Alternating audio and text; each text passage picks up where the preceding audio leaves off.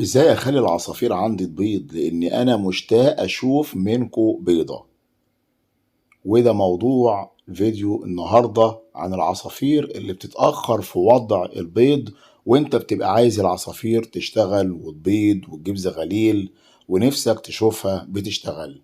يلا ندخل على الفيديو.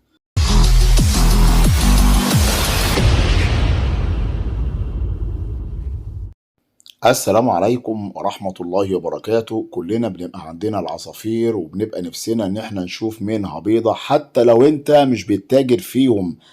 يعني حتى لو انت مربيهم عندك بس كده في البيت علشان خاطر تستمتع برؤيتهم وعلشان خاطر تستمتع بالتغريد بتاعهم، بس برضو بتبقى نفسك ان هم يشتغلوا ويبيضوا ويطلعوا لي زغاليل زي ما بشوف.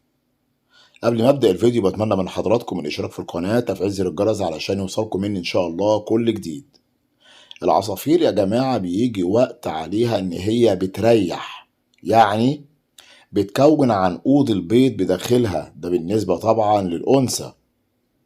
في الفتره ديت انت طبعا بتهتم بيها بالاكل كويس جدا، وبتنوع لها في الاكل ما بين بلقم وفيارس اللي هي الحبوب الأساسية، وبين قمح منقوع، وبين بيض وجرجير، وتقعد تنوع في الأكل ليهم. في الفترة ديت العصفور بيتغذى وبيبقى جسمه خلاص خد العناصر الغذائية التمام. بتبدأ النتاية طبعا خلاص كونت عنقود البيض في فترة ما بين شهرين إلى شهرين وعشر أيام.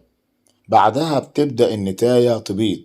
طبعا بتدخل البياضة بتاعتها، والذكر بالأول هو اللي بيدخل وبيأمن العش، ولقاه تمام بيبدأ إن هو يتزاوج مع الأنثى. أهم حاجة إن أنت خلاص لما تلاقي إن الذكر بدأ إن هو يبص على العش ويدخل ويخرج، تعرف إن كده خلاص النتاية جاهزة إن هي تبيض. فأنت عليك بقى بتعمل إيه؟ أهم حاجة النظافة، تشيل الدرج كل يوم وترمي اللي فيه وتنضفه وتحطه تاني. المية لازم قدامهم تكون نظيفة. الأكل اللي بتحطه لازم ما يكونش بيلقم وفلارس بس، لأنك انت لو حطيت الحبوب بتاعتهم البيلقم والفلارس بس هيتأخروا في وضع البيض. فانت هنا بتنوع في الأكل.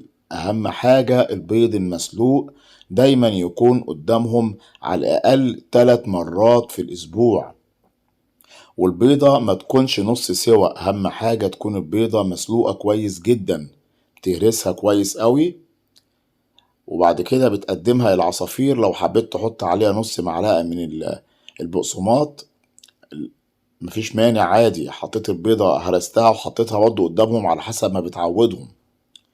بتنوع لهم في الاكل كمان، بتحط لهم القمح المنقوع، ده مهم جدا ليهم، او الذرة العويجة اللي هي الذرة الصغيرة، يقولوا عليها الذرة صيفي، برضو تنقعها وتقدمها مع القمح. طيب القمح دوت مهم جدا ليهم وبيحبوه قوي قوي، وفي نفس الوقت هيقلل عندك الكمية اللي انت بتحطها من البلقم والفلارس، يعني هيوفر معاك، هيكون عامل مساعد معاك مع البلقم والفلارس. المية تحط فيها شعرة من الزنجبيل علشان خاطر ما تبقاش حراقة. يبقى كده حطينا البيض وحطينا القمح وحطينا في المية الزنجبيل. بتبدأ كمان أهم حاجة إنك تديهم الجرجير، والجرجير ده مهم جدا بالذات للذكر.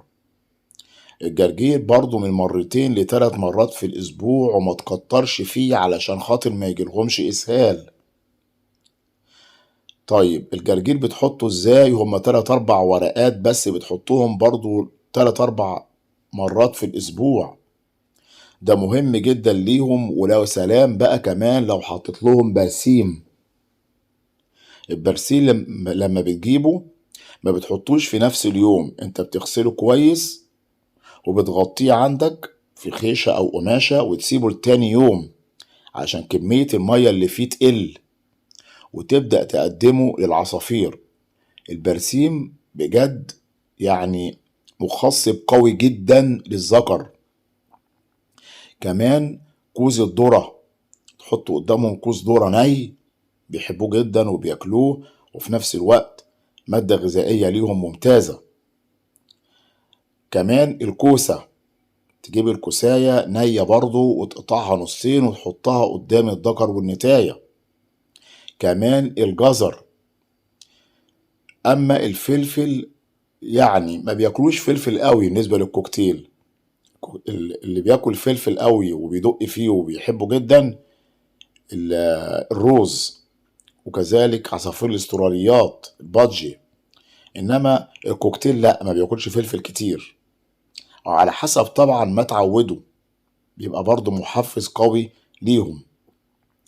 فانت هنا الجرجير والبرسيم والزنجبيل في المية دول محفز قوي جدا للذكر والأنثى، وهتلاقي أوامر عصافير باضت معاك. تمام. وهتبيض عندك من 5 ل6 بيضات، وهتلاقي البيض عندك كله مخصب زي ما انتوا شايفين. انا ماسك حتة قرنبيطة في ايدي نية. ايه ده، انت بتحط قرنبيط للعصافير؟ ايوه، وبياكلوه.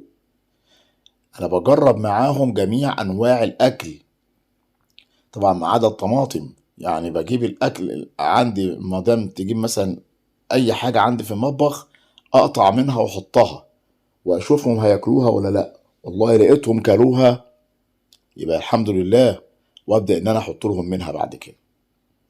حتة تفاحة صغيرة تحطها قدامهم هياكلوا منها. يبقى المواد الغذائية دي طول ما انت بتنوع للعصافير، طول ما هي هتديك، وهتلاقي البيض كله مخصب ومش هتتأخر في وضع البيض. بشكركم جدا، بتمنى يكون الفيديو عجب حضراتكم، بتمنى من حضراتكم الاشتراك في القناة، تفعيل زر الجرس، والسلام عليكم ورحمة الله وبركاته.